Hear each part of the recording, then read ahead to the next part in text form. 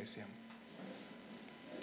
Quiero hablarte en esta hora de un tema que Dios ha inquietado en traer, porque de una u otra manera es aquello que nos hace entender por qué hacemos lo que hacemos.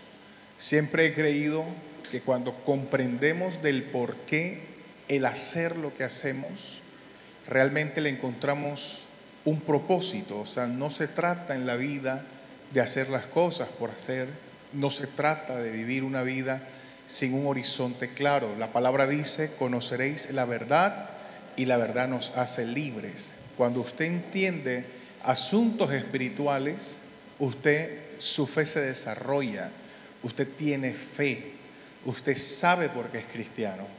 Creo que es una de las razones por la cual el enemigo no quiere que la iglesia se forme, no quiere que la iglesia entre en un crecimiento espiritual, sino que la iglesia esté ignorante de temas espirituales. Y el tema que te quiero hablar, en el cielo también en la tierra, es algo que tal vez yo no entendía. Y yo dentro de mi corazón tenía preguntas sin respuestas. Y una de estas preguntas era: pero ¿por qué cada iglesia? ¿Por qué existen tantos templos? ¿Por qué de pronto hay templos hermosos, hay templos pequeños? ¿Por qué el tercer templo? ¿Por qué los judíos pelean tanto ese espacio? ¿Por qué no otro lugar? Los judíos tienen tantos recursos que pueden comprar una isla y hacer un templo en una isla, algo impresionante. ¿Por qué hacerlo allí? Y no entendía realmente esto hace mucho tiempo. Y cuando hace mucho tiempo Dios me muestra, pude entender y comencé a amar la casa de Dios. Porque hay un propósito en esto.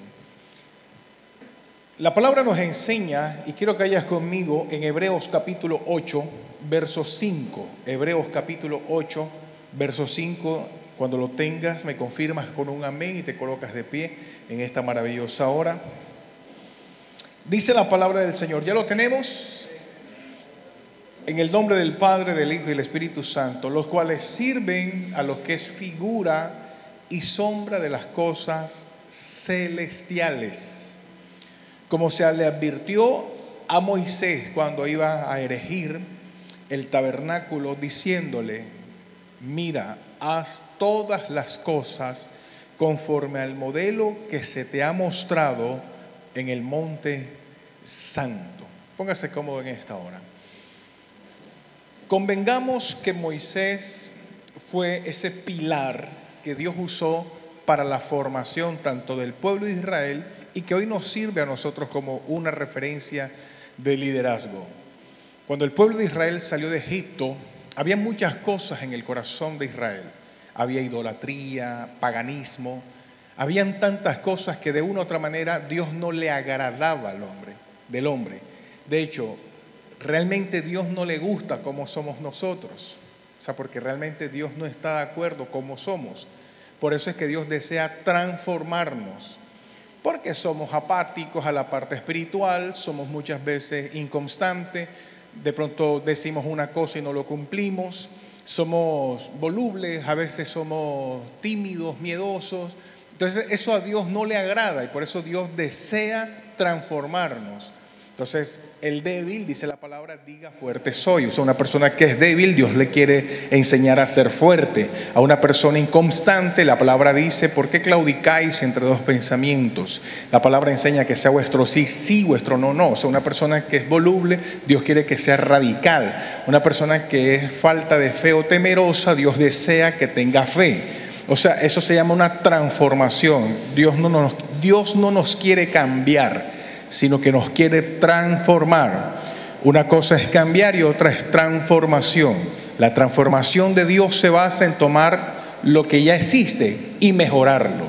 El cambio es reemplazar lo que ya existe. Entonces Dios no te quiere cambiar, Dios te quiere transformar. Y cuando el pueblo de Israel salió de Egipto, Dios deseaba transformarlo. Entonces quitar la idolatría, quitar el paganismo. Era un pueblo demasiado pagano. ¿Qué hizo Dios? Dios llama a Moisés en el monte alto y Dios le muestra algo que está en los cielos, un modelo, algo espiritual, algo eterno. Ese algo eterno es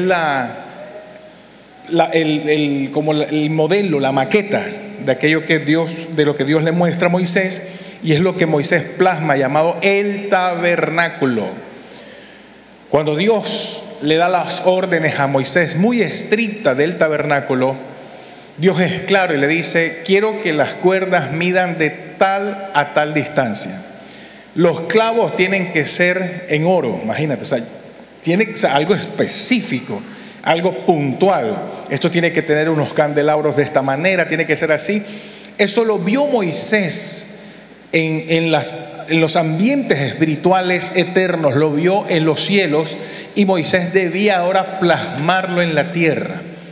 ¿Cuál es el objetivo de esto, de plasmar el tabernáculo en la tierra? La palabra enseña que el tabernáculo debía ser ubicado en el centro de las tiendas. O sea, todas las casas de los israelitas tenían que quedar alrededor del tabernáculo.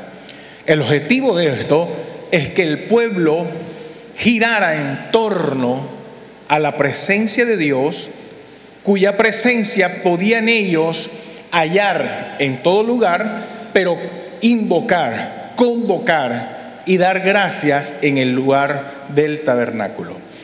Quiere decir que el punto de reunión no es para recibir, sino para dar.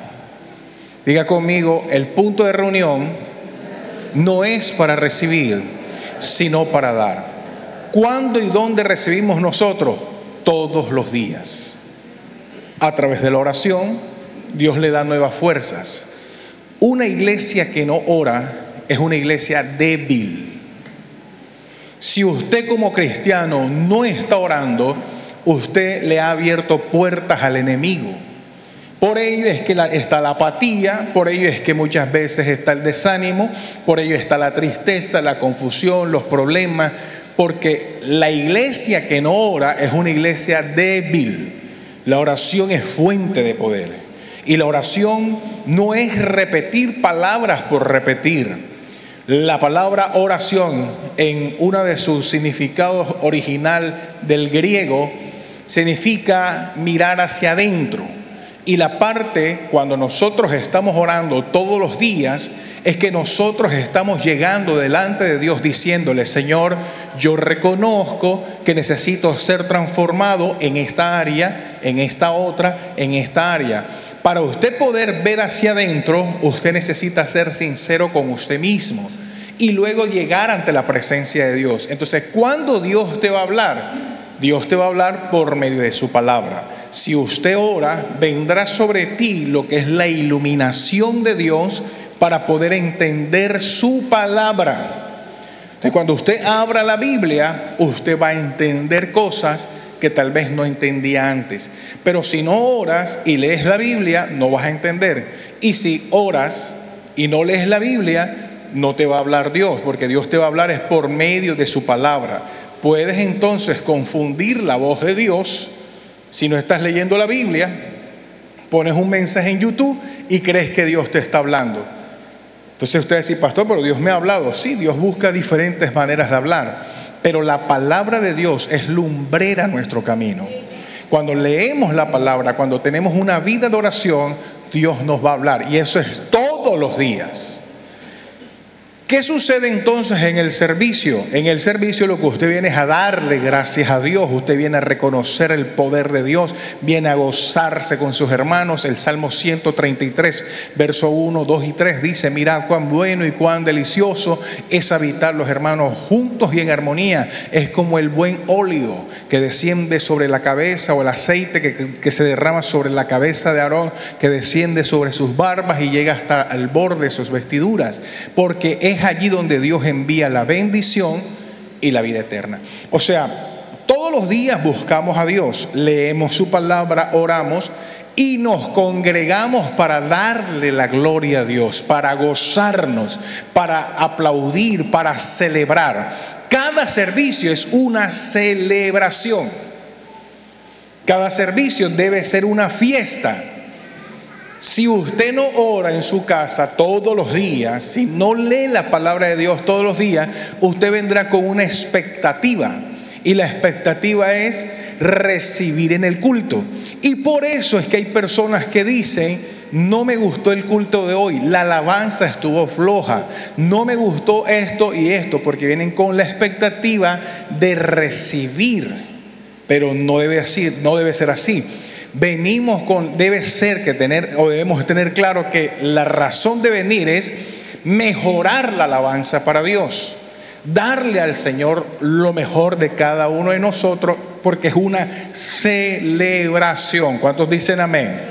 ¿Cuántos están celebrando hoy que Dios nos ha dado, no un día, una semana más? Entonces, para ello nosotros nos congregamos. El objetivo del tabernáculo en medio de las tiendas era ese: que el pueblo de Israel, cada día que hicieran convocatorias, reuniones, celebraran, alegraran sus almas, sus corazones, porque Dios estaba en medio de ellos. Resulta que cuando Moisés levanta el tabernáculo, Dios mismo le dijo a Moisés: dile al pueblo que traiga. Usted recuerda que hace unos domingos atrás estuvimos hablando que Dios puso gracia sobre el pueblo de Israel para que el pueblo de Israel delante de los egipcios pidieran.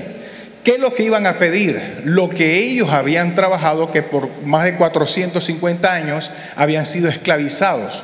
Entonces ellos con autoridad llegaron, Dios puso gracia sobre ellos, y lo que hizo Dios fue que le abrió las puertas cuando el pueblo de Israel ya tuvo bastantes recursos, que salió millonario de Egipto. Dice la palabra que ahora Dios le dijo a Moisés: dile al pueblo que traiga oro para edificar el tabernáculo. Cuando el pueblo comenzó a traer, dice la Biblia que eran montañas de oro, Dios, o más bien Moisés le dijo al pueblo: ya no traigan más, es demasiado lo que están trayendo. Porque el pueblo había entendido que era Dios quien había puesto gracia. El tabernáculo tenía que ser construido de unas maneras específicas. No era como Moisés quería. Esto tendría que tener 3 ciclos. Uno de ellos era donde las personas presentaban el animal, que era el lugar de sacrificios. En este lugar el sumo sacerdote preparaba el animal. No sé cuántos de ustedes han visto un sacrificio de chivo, de estos animales, de carnero, cuando usted va a la finca, cuando usted de pronto ha ido a la finca, la última vez en su finca que fue, que presentaron ahí ¿cómo se llama esto? Un animalito de estos recién, un novillo. Hace un tiempo yo estuve en una de estas fincas de un famoso, reconocido artista. Yo recuerdo que esa vez que llegamos, un novillo, era algo aparentemente pequeño, y comimos más de 20 personas, pero exagerado, y era algo pequeño. Cuando lo estaban preparando, yo recuerdo, obviamente mi mente se fue a lo que la palabra enseña, que esta preparación los sumos sacerdotes o los sacerdotes tendrían que hacerla delante de la persona que llevaba la ofrenda. Tenían que tomar el cordero y sacar la sangre, prepararlo, y la persona tendría que ver esto para despertar en la persona sensibilidad. Como quien dice, un animal inocente está muriendo a causa del pecado que he cometido. Entonces, para ello era el lugar que Dios había puesto, el tabernáculo, para despertar conciencia en el pueblo. Diga conmigo: Dios quiere que nos reunamos para mejorar. Diga conmigo: para ser diferentes, para crecer. Por eso el tabernáculo estaba ubicado en el centro de las tiendas. Resulta, la palabra nos enseña que cada vez que el pueblo se movía, este tabernáculo tendría que ser reubicado. Digamos lo que duraba 2 años en un lugar o 3 años, y el pueblo tenía que avanzar. Entonces lo que hacían era que lo desarmaban y lo armaban nuevamente en el lugar donde tendría que llegar. Por eso no podría ser sino de la manera en que estaba: cuerdas, unas cortinas grandes, y tendría que ser de la manera que estaba. Pero resulta que pasaron los años, luego vino David. Y David, dice la palabra del Señor, era un guerrero. Pero al principio David era un pastorcillo, un pastor que era tal vez visto en poco por su familia. Es como si de pronto en estos momentos a usted le llamase el presidente Petro, actual presidente 2025, y le dice usted: necesito de tus hijos uno que me sirva de vicepresidente. Usted tiene 3 hijos o tiene 4 hijos. Uno se llama Juanchito, Pepito, Sutanito y Maretiro. Y resulta que usted dice, Maretiro no creo que sirva de vicepresidente.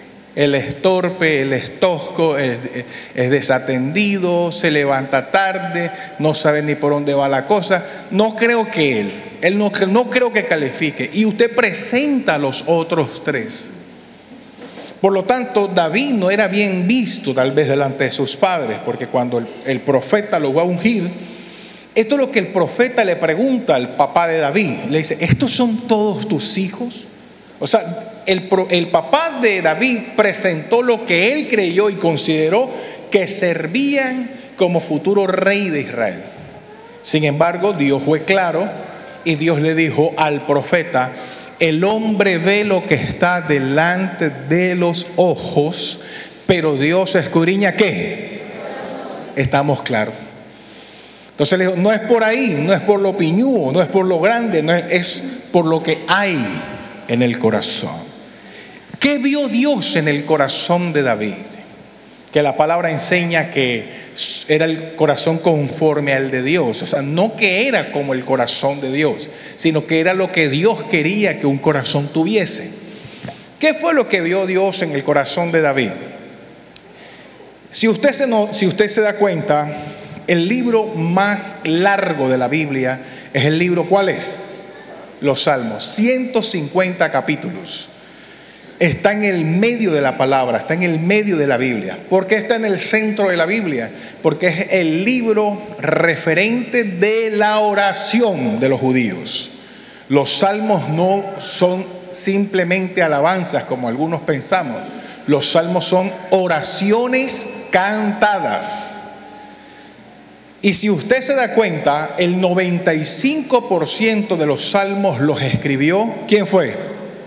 ¿Quién fue? David. Eso nos indica que David era un hombre de oración. Quiere decir que Dios se agrada de la gente que ora. Y cuando las personas oramos, recibimos transformación. Porque mientras que no haya oración, no hay transformación.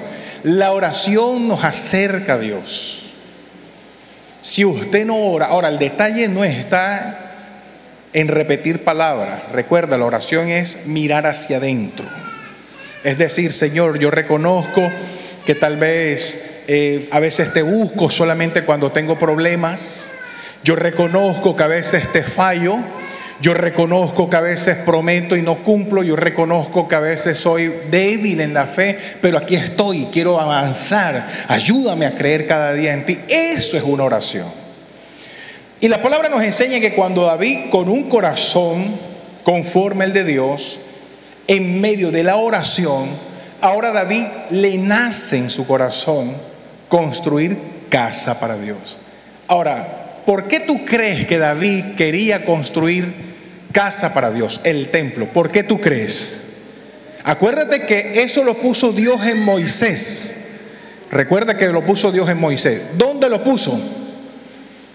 ¿En qué tiempo lo puso en Moisés? ¿Lo leyó ahorita usted? ¿Qué hacía Moisés? ¿Viendo Netflix cuando Dios se lo puso en el corazón? Estaba Moisés allá en el monte, orando, clamando a la presencia de Dios. Estaba buscando su presencia. Y Dios le dijo, quiero que mi pueblo sea un pueblo que busque mi presencia, que esté mi casa, mi tabernáculo en medio del pueblo. No se desconcentre. Y usted va a entender por qué hay tantas oposiciones a veces cuando tocamos estos temas, porque esto es algo muy espiritual. Cuando Moisés construye el tabernáculo fue porque Moisés buscaba en la oración, en la intimidad a Dios.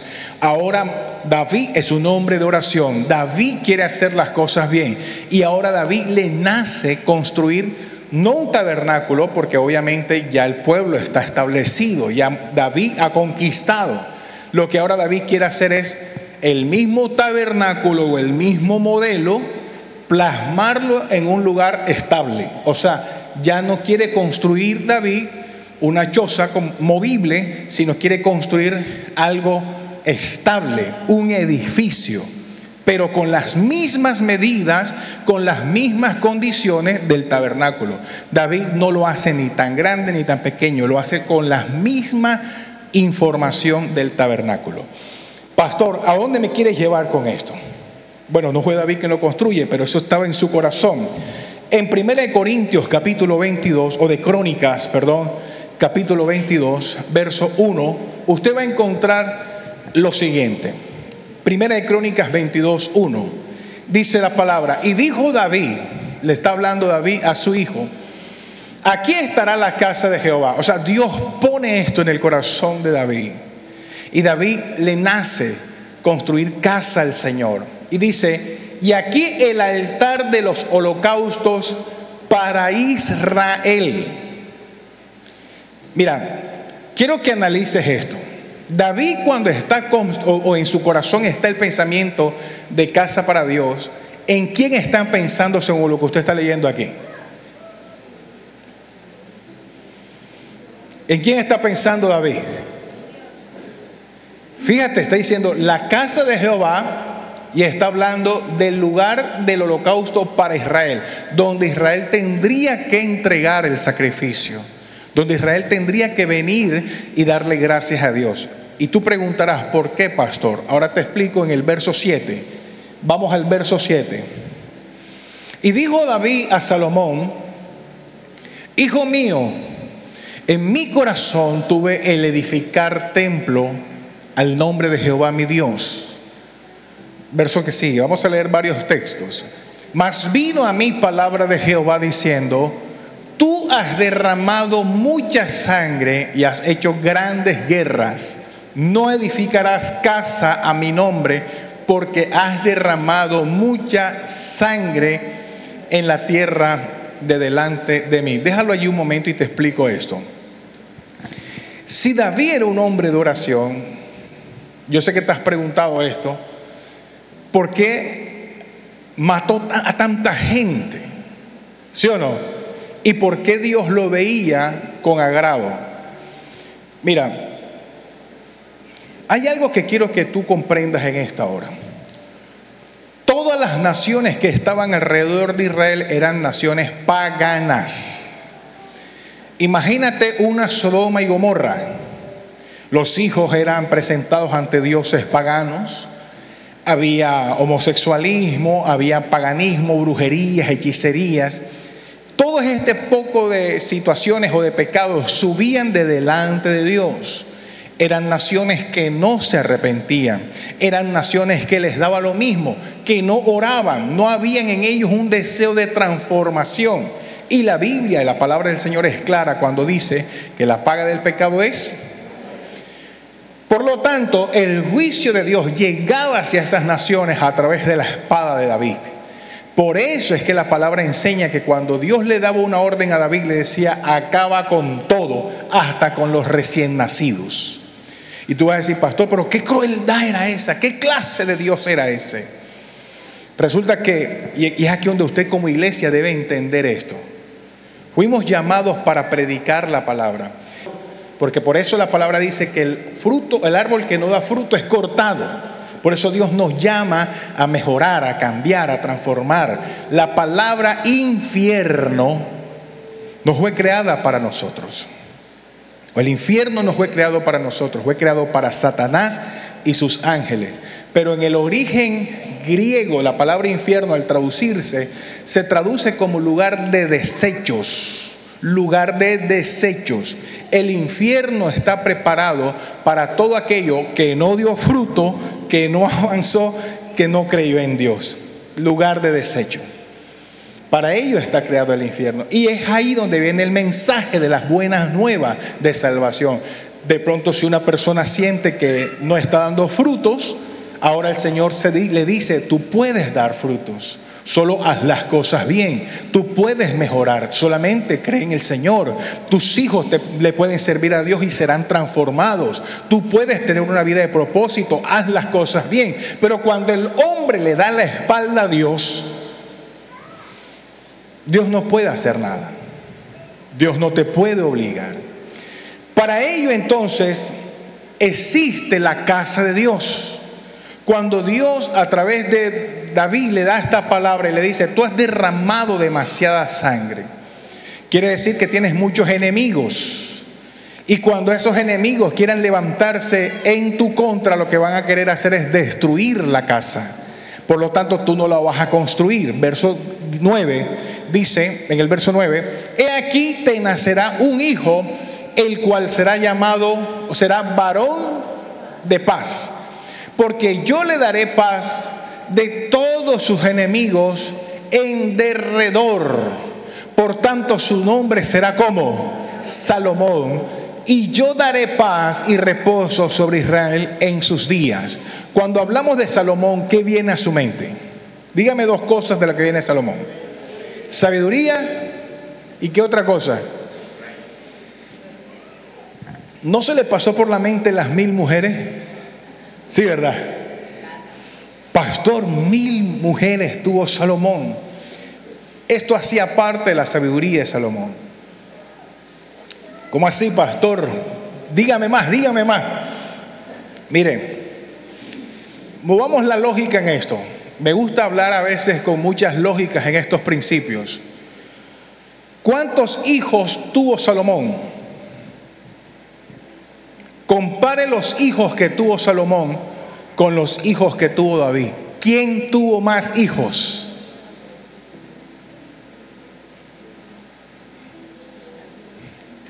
Los tuvo David. Pero se supone que si Salomón había tenido 1000 mujeres, pongamos que haya tenido un hijo por mujer, serían 1000 hijos, y no fue así. La estrategia que Dios puso en Salomón, en esa cultura, en ese tiempo, porque esa es su cultura, es su tiempo, es crear alianzas como existen hoy por hoy en muchas familias. ¿Y cuáles son esas alianzas? Tal vez gobiernos, países, imperios que tenían guerra contra Israel a causa de David. Salomón ahora lo que crea es un vínculo familiar con esos imperios y se casa con las hijas de los reyes, se casa con las hijas de los imperios, o sea, con las futuras reinas, para que de esta manera proteger la nación de Israel. Lo hizo por convenio. No sé cuántas personas han escuchado que una necesita unos papeles para irse para los Estados Unidos y se casan. Y cuando se casaron le dio la residencia y listo, ni se conocieron, no pasó nada, nunca nada. Lo hicieron por convenio. Eso actualmente hay gente que lo hace, que no es correcto, pero lo hacen. Y fue una de las formas en cómo Salomón, mediante la sabiduría que Dios le había dado, protegió la nación de Israel. Protegió lo que Dios le estaba dando. ¿Estamos claros, iglesia? ¿Estás conmigo? Dile al que tienes a tu lado, tiene que estar atento porque ahora viene lo bueno. Dile así. Ahora viene lo bueno. Entonces dice la palabra: por tanto su nombre será Salomón, y yo daré paz y reposo sobre Israel en sus días. Verso que sigue, verso 10. Él edificará casa a mi nombre. Está hablando Dios. Le dijo esto a David y David se lo está comunicando a Salomón. Él me será a mí por hijo y yo le seré por padre, y afirmaré el trono de su reino sobre Israel para siempre. Verso que sigue. Ahora pues, hijo mío, está diciéndole David a Salomón, Jehová esté contigo y seas ¿qué? Vea, yo creo en un Dios de prosperidad. De verdad se lo digo, iglesia. Dios no es un Dios de ruina, ni de deudas. Ese no es el Dios que yo conozco. Todos tenemos de una u otra manera compromisos. De pronto, esta parte de finanzas, economía, habla de deudas buenas, de deudas malas. Y al final todos son deudas, pero preocúpate cuando toda la vida has estado endeudado, preocúpate por eso. Pero que pases un tiempo, por decirlo así, te hiciste a una deuda, pero Dios te está supliendo para que pagues tus cuotas mensuales, ese es que Dios está contigo. Y la idea es que mañana más tarde puedas hacer otros negocios, no necesariamente ya con crédito, sino de manera directa. Eso se llama prosperar. Y yo creo en un Dios de prosperidad. ¿Cuántos creen en un Dios de prosperidad? El que no quiere que seas prosperado es Satanás. Y una de las cosas que Satanás utiliza para que usted y yo no prosperemos es ver la casa de Dios como un lugar más. Ya. David le dijo a Salomón: serás o seas prosperado. Y luego, ¿qué va a hacer Salomón después de ser prosperado? Edificar. Usted no puede edificar si no tiene. ¿Cómo vas a dar algo que no tienes? Yo te puedo decir por qué a veces no tenemos. Y te lo puedo decir, bíblicamente hablando. Yo quiero que usted diga conmigo: por el corazón.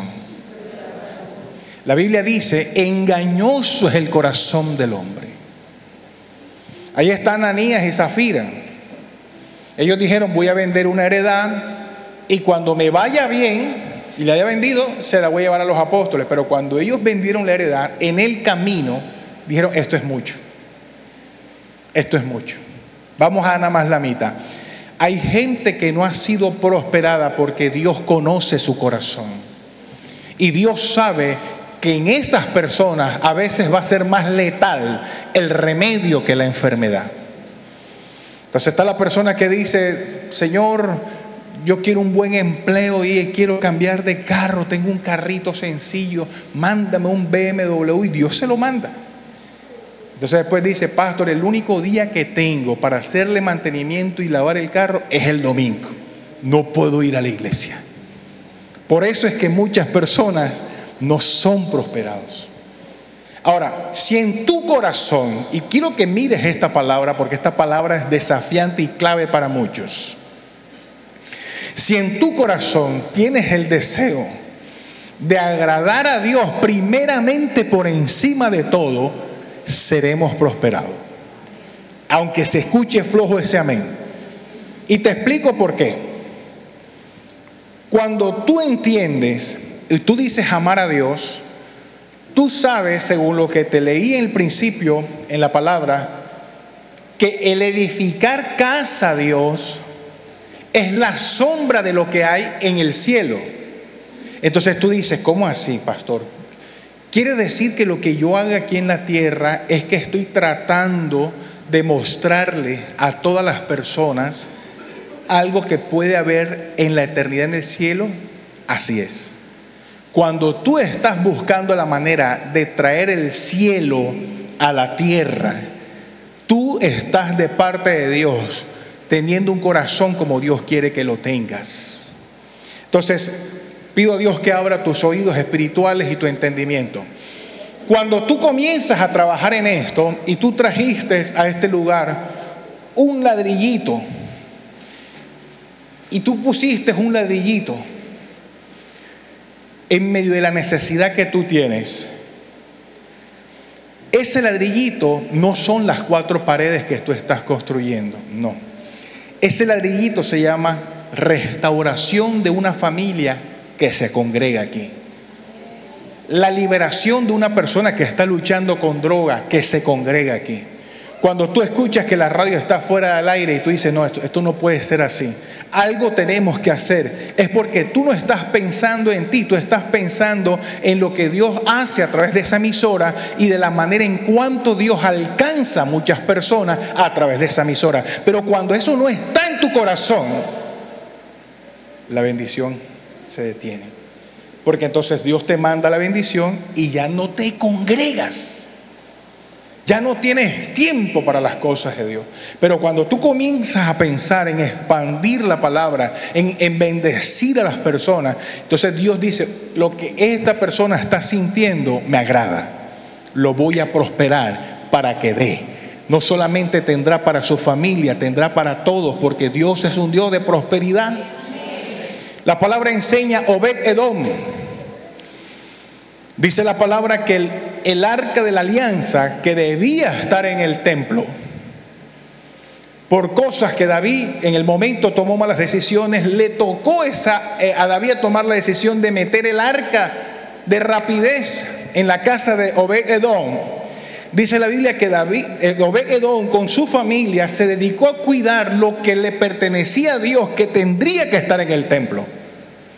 Y Obed-Edom, cuando aquello que tendría que estar en el templo lo guardó en su casa, lea esa historia, dice la palabra que Dios prosperó a Obed-Edom. Porque la casa de Dios es la sombra de lo que hay en los cielos. Y cuando tú y yo entendemos eso, amamos la casa de Dios.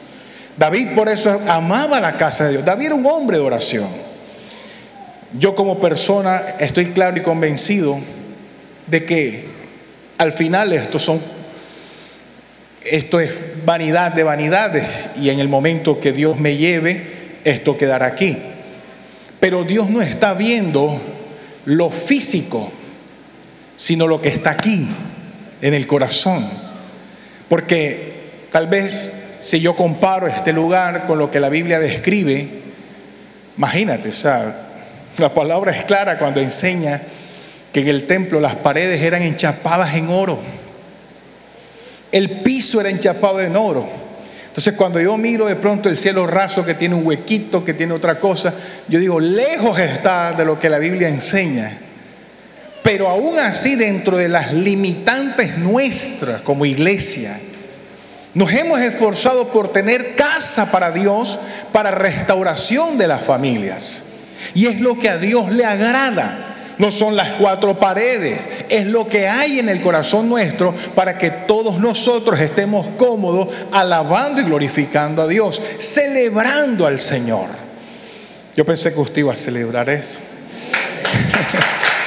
Mire, hay algo que yo no sé cuántos de los que están acá, en un momento, no sé cuántas damas, voy a comenzar así. Le celebraron sus quinceañeros. ¿Cuántas damas, levanta la manito, que le celebraron, el papá le celebró el quinceañero? Poquita. Cuando usted se casó, ¿qué tal el salón de eventos? Levante la mano, haga así. ¿Sí o no? Porque usted iba a ¿qué? A celebrar. Le aseguro que usted buscó el mejor salón de eventos. ¿Es o no es?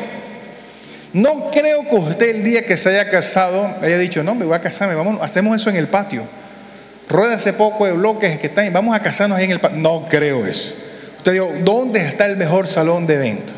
Porque usted iba a celebrar en un lugar. La celebración que nosotros hacemos para Dios tiene que ser digna de Dios. Por eso yo nunca he estado de acuerdo, aunque eso también depende de la fe y también depende del entendimiento de la iglesia. ¿Cómo así tú me estás hablando de prosperidad aquí? Lo que Dios ha puesto en mis manos. Apenas que llega, corro a la casa de Dios. ¿Qué hace falta? ¿Qué hay que comprar? Y tú me vas a preguntar, pastor, pero ¿hacia dónde llevas con esto? Tal vez hoy te sientas conmigo en el suelo, pero tú no sabes qué va a pasar mañana, porque Dios está probándome. Y Dios está probando a esta iglesia también. Para Dios es lo mejor. ¿Sabes por qué? Porque Dios honra a los que le honran. Y cuando hablamos de su casa, no estamos hablando de que tenemos que aparentarle a nadie. No. Estamos hablando de un lugar digno de la presencia de Dios. Que cuando las personas, ojalá yo pudiese comprar esta manzana entera. Y tú dirás, pero ¿cuál es el objetivo, pastor? Que todo aquel que pase se quede embelecido diciendo, oye, ¿y eso de quién es? ¿De papá? Si Él es el dueño del oro y la plata. Él no es un Dios llevado, Él no es un Dios arruinado. Para lograr eso, la iglesia primero debe tener, ¿sí o no? Porque si la iglesia no tiene, ¿cómo va a dar? ¿Estamos o no estamos? Pero ¿por qué no tenemos? Es la pregunta. Por el corazón. Porque queremos tener, como lo dice la palabra, para gastar en nuestros propios deleites. Entonces, muchos de nosotros a veces no nos duele sacar 2 millones por un viaje. No nos duele sacar para un buen celular, para de pronto un computador, pero cuando es la casa de Dios, nos duele. Uy, pastor, no me alcanza. Hay unos testimonios que te voy a dar al final y que te vas a sorprender. Pero quiero decirte que si usted quiere ser prosperado, trabaje su corazón. Porque muchas veces entonces la bendición se detiene porque tenemos un corazón para estar pensando en las cosas materiales. En el verso que sigue dice la palabra: y Jehová te dé entendimiento y prudencia, para que cuando gobiernes a Israel, guardes la ley de Jehová tu Dios. La casa de Dios estaba creándose pensando en Israel, para que Israel se congregara, para que Israel celebrara al Señor. Verso que sigue. Entonces, dice David nuevamente: serás prosperado si cuidares. Hay una condición. O sea, estamos hablando de la casa de Jehová. Y estamos hablando que David le ha mencionado 2 veces la palabra prosperidad, pero le ha puesto condiciones. Serás prosperado si cuidares de poner por obra los estatutos y decretos que Jehová mandó a Moisés para Israel. ¿Tú sabes cuáles son esos estatutos y decretos? Lo que te voy a decir, iglesia, te lo voy a decir de parte de Dios. Dios le dijo a Moisés: vas a edificar un tabernáculo, pero si el pueblo pecare, los disiparé, los esparciré. En estos días yo hablaba con la pastora, precisamente nos ponemos a hablar estos temas, y es que a veces la iglesia, y te hablo de la iglesia general, universal, a los que nos ven a través de las redes sociales, a veces la iglesia cree que si los pastores están en santidad, toda la iglesia tiene que estar prosperada, pero si los pastores están en pecado, toda la iglesia le está yendo mal. Entonces la iglesia lo que hace es que se cambia de sede, y así no es. Escúchame bien, iglesia. Desde los pastores hasta las mascotas que tienes en tu casa, tenemos que entrar en la búsqueda hacia Dios. Porque no es nada más los pastores, también eres tú, los que ministran, los que cantan, los que sirven, los que se congregan, los que vienen, porque somos una iglesia. La palabra enseña que un soldado cogió a escondidas un manto babilónico y vino la ruina, vino la enfermedad sobre la nación. Y estaban preocupados: ¿qué está pasando aquí? No fue el rey, no fueron los sacerdotes, no fueron los profetas, un soldado.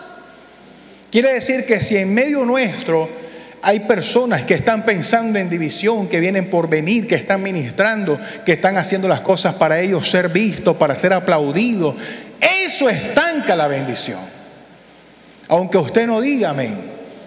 Si usted sale de este culto y se va a tomar sus chorritos que usted cree que nadie te vio, eso está estancando la bendición del hermano de al lado. Porque somos una iglesia, no somos una serie de personas individuales, somos un equipo. Ese es como dice la palabra: cuando un miembro se duele, todo el cuerpo se duele. Poner en práctica lo que Dios nos dice. Esfuérzate.